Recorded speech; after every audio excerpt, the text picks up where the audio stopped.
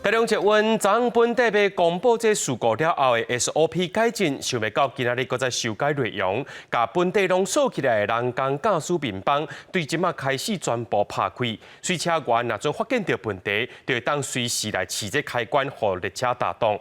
不过有学者认为讲，这可能会害这民众无细力去摸到，而且甲这个驾驶面板互人看现显，认为这毋是上介好的方式。随车员伫捷运车厢头前全程注意轨道状况，按过人工驾驶面板全程维持拍开状态。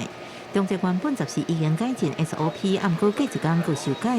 原本伫车头的人工驾驶面板是锁起来，按过即马改做全时段开的状态。若轨道无正常，随车员应马上是红色紧急打动的开关。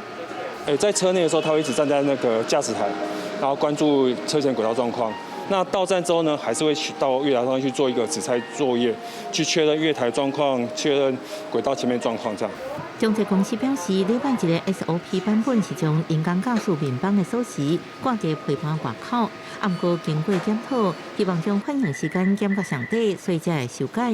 不过列车到站了后，随车员爱行到月台做手势确认。学者认为有可能会互民众去卡到，互驾驶面板伫外口，不是上好的方式。如果要做那个，你就等于是那个随车员就是在担任驾驶的工作了。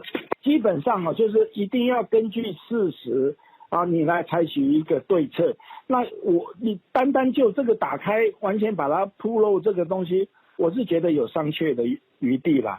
中捷表示，这是电硬体设施改善进程的过渡措施，老人讲预算期，因以违反大众捷运罚195万。另欢喜交通委员会也伫15去中捷丰乐公园站会勘，针对公安、路安甲运安3大方向要求改进，要求交通部1礼拜内完成全国捷运总体检。中央地方大家坐下来，好好的谈，用专业的角度来讨论这个问题，然后制定一个全国一致性的 SOP。那安全的法规在哪里？落实安全的管理在哪里？